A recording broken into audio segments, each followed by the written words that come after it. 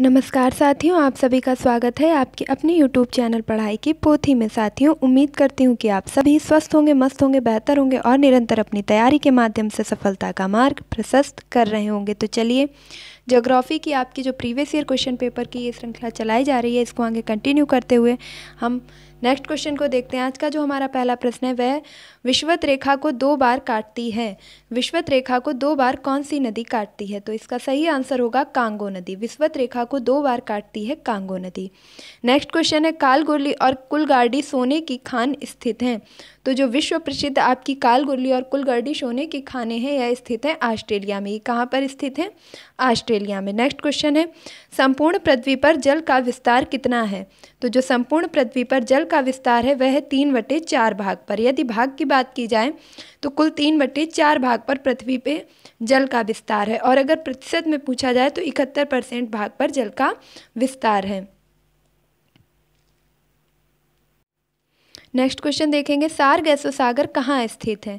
तो सार गैसो सागर स्थित है अटलांटिक महासागर में। सार गैसो सागर कहाँ स्थित है? अटलांटिक महासागर में। नेक्स्ट क्वेश्चन है, अमावस्या और पूर्णिमा को चंद्रमा, सूर्य एवं पृथ्वी एक सीधी रेखा में होते हैं। एक सीधी रेखा या सीधी मतलब कहें तो सिधाई में होते हैं, बिल्कुल जैसे ये मान लीजिए आपका सूर्य, चंद्रमा और पृथ्वी। यह है आपका सन, यह है आपका मून और यह है आपकी पृथ्वी। तो इस तरीके से अगर एक सीधी रेखा बन रही है तो इसको, पहली बात तो ये सीधी रेखा जब बनती है तो ये तीनों एक ही रेखा में होते हैं। इस स्थिति को सिजगी के नाम से जाना जाता है। किस नाम से जानते हैं? सिजगी के नाम से। और जब यह स्थिति बनती है तो इस स्थिति में जो उत्पन्न होता है वह उत्पन्न होता है वृहत ज्वार।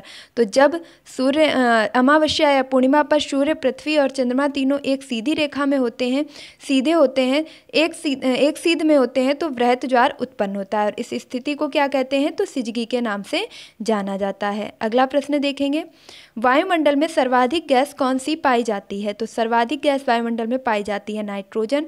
इसका प्रतिशत है कुल 78.07, या आपको कहीं पे भी इसके बाद आपके 78 दशमलव के बाद आपको ये पॉइंट्स जो हैं ये अलग अलग देखने को मिल सकते हैं। कहीं 78.05 है तो कहीं 78.07 या 6 भी दिया जा सकता है। तो आप एक्यूरेट याद रखेंगे कि 78 के अप्रॉक्स जो भी चीज़ें हों उन्हें आप सही करेंगे। तो लगभग 7 आपका मोस्टली देखने को मिलता है।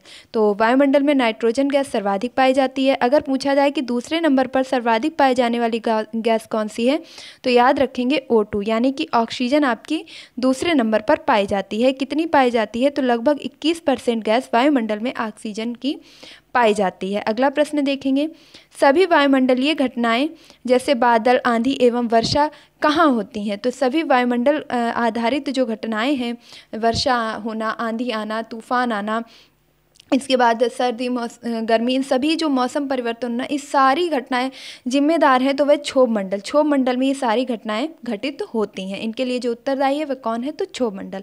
इसके इंग्लिश वर्जन को भी अच्छे से याद रखेंगे। इसे इंग्लिश में ट्रोपोस्फेयर के नाम से जाना जाता है, क्योंकि आपके इंग्लिश वर्जन भी पूछ लिया जाता है। कभी कभी हिंदी और इंग्लिश दोनों प्रिंट पेपर में आपके इंग्लिश ही रख दी जाती है, वहाँ पर हमें आंसर एलिमिनेट करना थोड़ा मुश्किल होता है। तो क्षोभ मंडल को इंग्लिश में क्या कहते हैं? ट्रोपोस्फेयर। नेक्स्ट है, वायुयान उड़ान भरता है। जो हमारे हवाई जहाज है, वायुयान है, इनके उड़ने के लिए आदर्श मंडल कौन सा है, या वायुयान किस मंडल में उड़ते हैं? तो समताप मंडल में। याद रखेंगे, समताप मंडल। इसका इंग्लिश वर्जन क्या है? तो स्ट्रेटोस्फेयर। समताप मंडल, स्ट्रेटोस्फेयर में वायुमंडल के उड़ने के लिए आदर्श दशाएं पाई जाती हैं। नेक्स्ट क्वेश्चन है, सूर्य से निकलने वाली परावैंगनिक किरणों को अवशोषित करती है। जो सूर्य से परावैंगनिक किरणें निकलती हैं, देखिए सूर्य से सभी अच्छी किरणें ही नहीं निकलती हैं और सभी खराब भी नहीं निकलती हैं। सूर्य से जो भी हमें किरणें प्राप्त होती हैं उनमें से जो परावैंगनिक किरणें हैं, जो हमारी त्वचा को इफेक्टेड करती हैं, या कह सकते हैं कि जिनकी वजह से हमें त्वचा कैंसर जैसी बीमारियां हो जाती हैं, मोतियाबिंद हो जाता है, तो इन घातक बीमारियों का जो कारण है वह सूर्य से निकलने वाली परावैंगनिक किरणें।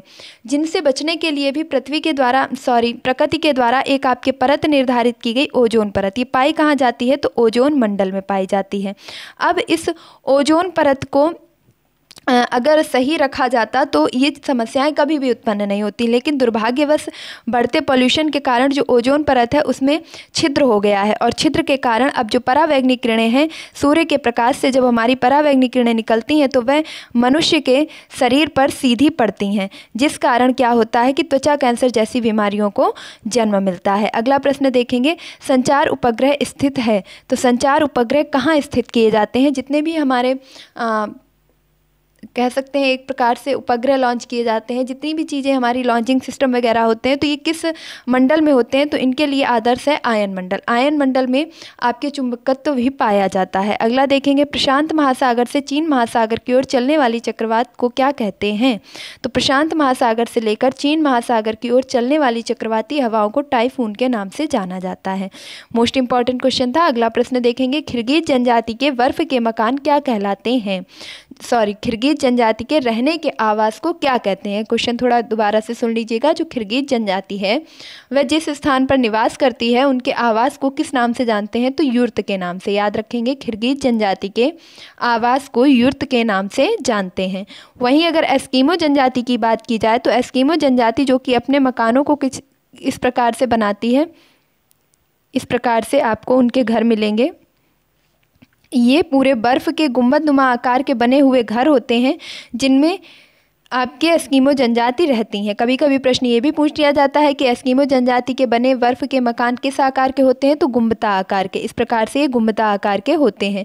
तो इनके जो घरों को कहते क्या हैं? तो इन्हें इग्लू के नाम से जानते हैं। अगला प्रश्न देखेंगे, कर्क रेखा भारत के कितने राज्यों से होकर के गुजरती है? तो कर्क रेखा भारत के 8 राज्यों से होकर के गुजरती है। ये मोस्टली सभी को पता होता है। और जो ट्रिक्स बनाई गई हैं जैसे मित्र पर गमछा झार वगैरह, इनके चीज़ों में आप ना पढ़ें। बेहतर होगा कि आप चीज़ों को क्रमशः याद करें। जैसे सबसे पहले अगर आप चलते हैं तो कौन सा राज्य पड़ता है, उसके बाद कौन सा राज्य पड़ता है, तो इस प्रकार क्रम से याद रखेंगे तो बेहतर होगा। कभी कभी क्रम से लगाने को भी आ जाता है। तो इन 8 राज्यों में आपके राजस्थान, गुजरात, मध्य प्रदेश, छत्तीसगढ़, झारखंड, पश्चिम बंगाल, त्रिपुरा और मिजोरम।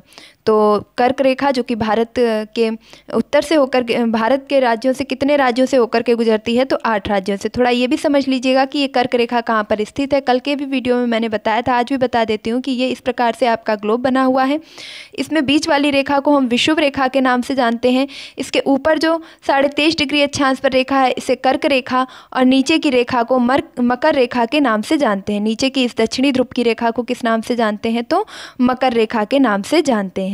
देखिए, ये आपका उत्तरी ध्रुव है और ये आपका दक्षिणी ध्रुव है। अब ये जो कर्क रेखा है यहीं पर आपके भारत स्थित है। देखिए भारत कहाँ पर स्थित है, देख लेंगे एक बार। भारत की स्थिति लगभग ये है। तो इस जगह से अब जितने भी राज्य हैं, यहाँ लगभग 8 राज्य हैं जहाँ से ये कर्क रेखा गुजर रही है। तो इस कर्क रेखा के गुजरने वाले जो राज्य हैं 8, वे कौन कौन से हैं? तो याद रखेंगे, मध्य प्रदेश, छत्तीसगढ़, झारखंड, पश्चिम बंगाल, त्रिपुरा, मिजोरम और राजस्थान, गुजरात। नेक्स्ट क्वेश्चन है, भूकंपीय तरंग का सर्वप्रथम पता चलता है। तो जो भूकंपीय तरंग है उसका सर्वप्रथम पता किस स्थान से चलता है? उसे कहते हैं अधिकेंद्र। अधिकेंद्र से सर्वप्रथम भूकंपीय तरंगों के आने का पता चलता है। अगर पूछा जाए कि भूकंपीय तरंगें कितने प्रकार की होती हैं, तो ये 3 प्रकार की होती हैं, पी, एस और यल। यानी कि ये आपकी प्राइमरी, इन्हें प्राथमिक तरंगें बोला जाता है। ये सेकेंडरी हैं, इन्हें द्वितीयक तरंगें बोला जाता है। और ये यल तरंगें जो होती हैं, इनकी जो खोज है वो लव नामक वैज्ञानिक ने की थी। किसने की थी? लव नामक वैज्ञानिक ने की थी। और क्योंकि ये होता भी बहुत ही ज़्यादा घातक है सभी के लिए, तो इस प्रकार से भी आप याद रखते हैं कि जो यल तरंगें होती हैं ये आपकी सबसे घातक तरंगें होती हैं। तो जो भूकंप में 3 तरंगें होती हैं, पी, एस, यल। इसमें जो सबसे घातक होती हैं वह आपकी यल तरंगें होती हैं। इस चीज़ को याद रखेंगे। कई बार पूछा जा चुका है कि भूकंपीय तरंगों में सबसे घातक तरंग कौन सी हैं? तो यल तरंगें। नेक्स्ट है, क्षेत्रफल की दृष्टि से भारत का स्थान कौन सा है? तो क्षेत्रफल की दृष्टि से जो भारत का स्थान है वह 7वां है। अब 7वां जो स्थान है भारत देश का है, तो इसके पहले के 6 देश क्रमशः कौन से हैं? इन्हें भी आप याद रख सकते हैं, जैसे रुक, चीन, अब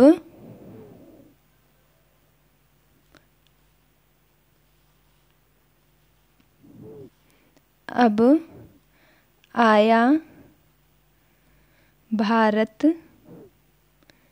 टीना। मैं ये सब क्यों लिख रही हूँ अभी आपको 1 सेकंड में समझ में आ जाएगा। देखिए, मैं बहुत ही आसानी से आपको हमेशा के लिए इस चीज़ को याद करवाना चाहती हूँ कि इस ट्रिक को अगर आप अपने दिमाग में रखेंगे तो आप क्रम से आने वाले सभी देशों को कभी भी नहीं भूलेंगे। जैसे रूस से हो जाएगा आपका रूस। अगर पूछा जाए कि क्षेत्रफल की दृष्टि से सबसे बड़ा देश कौन सा है तो रूस। फिर दूसरे नंबर पर आ जाता है कनाडा। का से क्या हो जाएगा? कनाडा।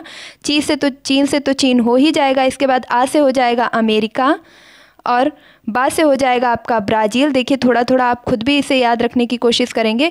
आया से हो जाएगा आपका ऑस्ट्रेलिया। आया से हो जाएगा ऑस्ट्रेलिया और भारत से तो भारत हो ही जाएगा और इसके बाद टीना से हो जाएगा अर्जेंटीना।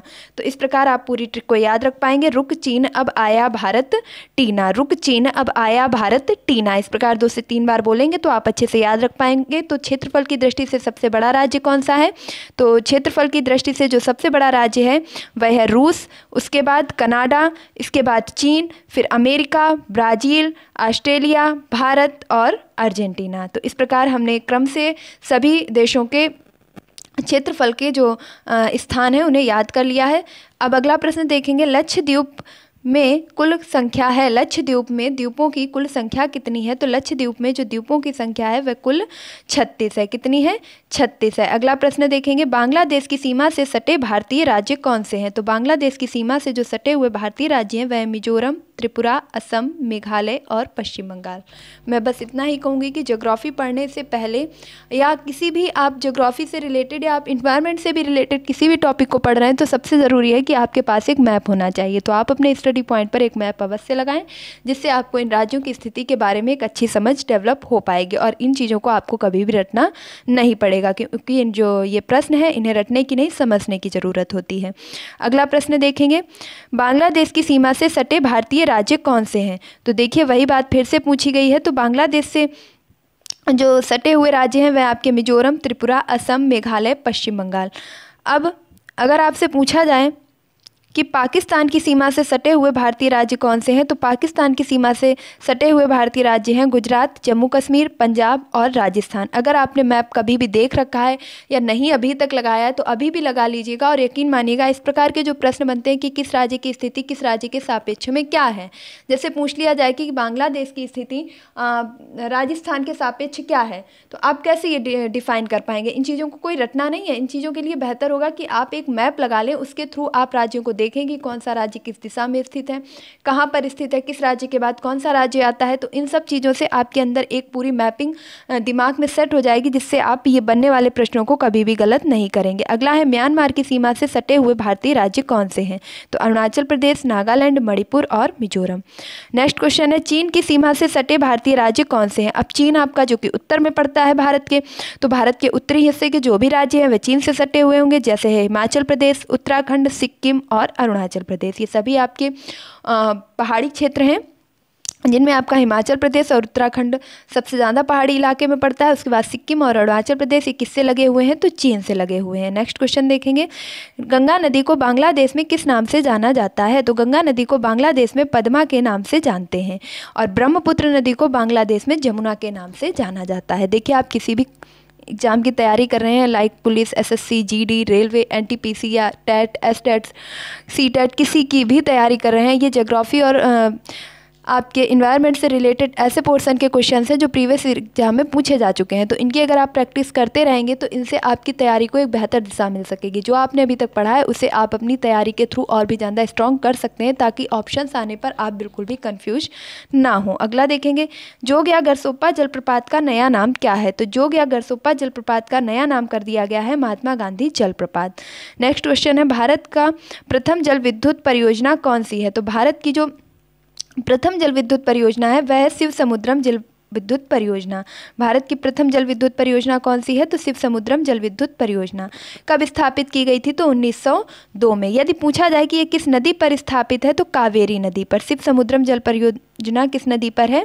तो कावेरी नदी पर। नेक्स्ट क्वेश्चन देखेंगे। पृथ्वी की ऊपरी परत क्या कहलाती है? तो पृथ्वी की ऊपरी परत को क्रस्ट या भूप्रपर्टी के नाम से जाना जाता है। देखिए, अगर प्रश्न पूछा जाए कि वायुमंडल में सर्वाधिक गैस कौन सी पाई जाती है तो आपका आंसर हो जाएगा नाइट्रोजन। वायुमंडल में सर्वाधिक पाई जाने वाली गैस है नाइट्रोजन। कितनी पाई जाती है? 78%। यहीं अगर पूछा जाए कि पृथ्वी की सतह पर देखिएगा पृथ्वी की सतह पर पाई जाने वाली सबसे अधिक गैस कौन सी है, तो वह हो जाएगी आपकी ऑक्सीजन यानी कि O2। कितनी पाई जाती है, तो 21%। इस क्वेश्चन को आप याद रखेंगे। यदि वायुमंडल में सर्वाधिक पूछी जाए तो नाइट्रोजन, और पृथ्वी पर सर्वाधिक पूछी जाए तो ऑक्सीजन। अगला प्रश्न देखेंगे। अगला प्रश्न कह रहा है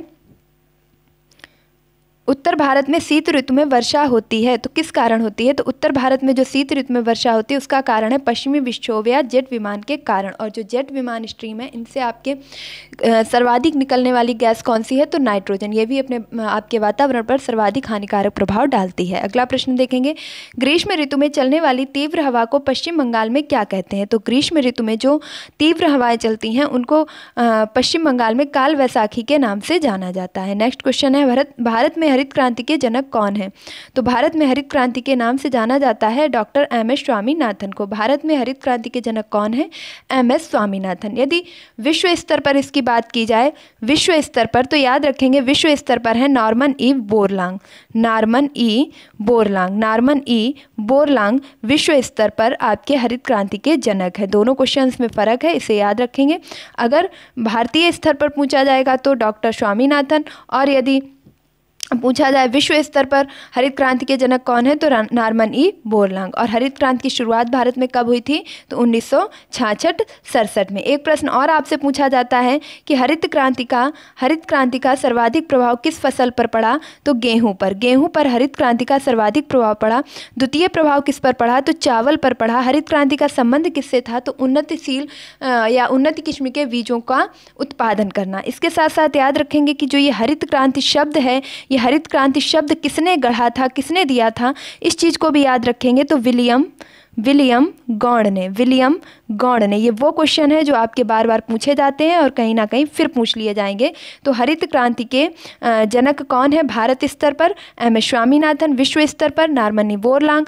और सबसे अधिक प्रभाव किस फसल पर पड़ा, गेहूं पर। द्वितीय प्रभाव किस पर पड़ा, चावल पर। हरित क्रांति शब्द के जनक कौन है, तो विलियम गॉड। इस प्रकार से आप इन सारे क्वेश्चंस को याद रख पाएंगे। अगला देखेंगे रवि की फसलें हैं, तो रवि की फसल कौन कौन सी हैं, तो गेहूं, जौ, चना, मटर और सरसों, ये आपके रवि की फसल है। अब खरीफ की फसल कौन कौन सी हैं, तो धान, तिलहन, ज्वार, बाजरा और मक्का, ये खरीफ की फसलें हैं। नकदी फसल पूछी जाए तो नकदी फसलें वो होती हैं जिन्हें काफ़ी दिनों तक स्टोर नहीं रख सकते हैं। जैसे कहा जाए कि उन्हें बेच के तत्काल पैसा लिया जा सकता है। ऐसा नहीं है कि धान, तिलहन, ज्वार से पैसा नहीं मिल सकता है, लेकिन कुछ फसलें आपकी ऐसी हैं जिन्हें नकदी फसलों में डाला गया है, जिसमें आपके जूट भी आ जाता है। इस चीज़ को भी याद रखेंगे, जूट भी आ जाता है, आलू है, मूंगफली है, गन्ना है और प्याज है। इन्हें नकदी फसलों के नाम से जाना जाता है। नेक्स्ट क्वेश्चन है भारत का सबसे बड़ा सीमेंट उत्पादक राज्य कौन सा है, तो भारत का जो सबसे बड़ा सीमेंट उत्पादक राज्य है वह है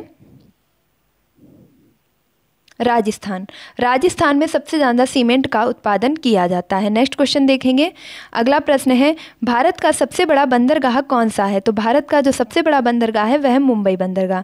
यहाँ पर आप मुझे कमेंट बॉक्स में एक आंसर ज़रूर बताएंगे कि भारत का सबसे बड़ा प्राकृतिक बंदरगाह कौन सा है, तो इसका आंसर आप मुझे कमेंट बॉक्स में बताएंगे। और हमेशा की तरह मैं एक क्वेश्चन आपको ज़रूर देती हूँ जो आप खुद से ढूंढें और उसका आंसर टाइप करें। याद रखें, अगर आप उस क्वेश्चन का आंसर देते हैं तो उसे आप कभी भी नहीं भूलेंगे। और जो भी यहाँ पूछा जाता है वो ऐसे ही नहीं पूछा जाता है, वो भी आपकी तैयारी से ही रिलेटेड और बहुत ही इंपॉर्टेंट होता है।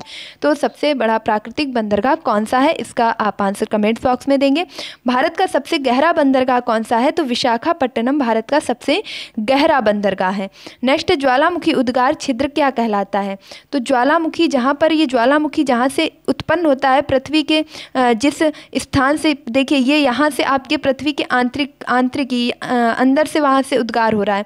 जब ये पृथ्वी पर आया तब ये ऐसे उद्गार जब पृथ्वी के परत से कर रहा है तो इस उद्गार बिंदु को क्या कहते हैं, तो इस उद्गार बिंदु को हम क्रेटर के नाम से जानते हैं। इस उद्गार बिंदु को क्रेटर के नाम से जानते हैं। तो ज्वालामुखी उद्गार छिद्र क्या कहलाता है, क्रेटर कहलाता है। तो ये थे आपके कुछ मोस्ट इंपॉर्टेंट क्वेश्चन।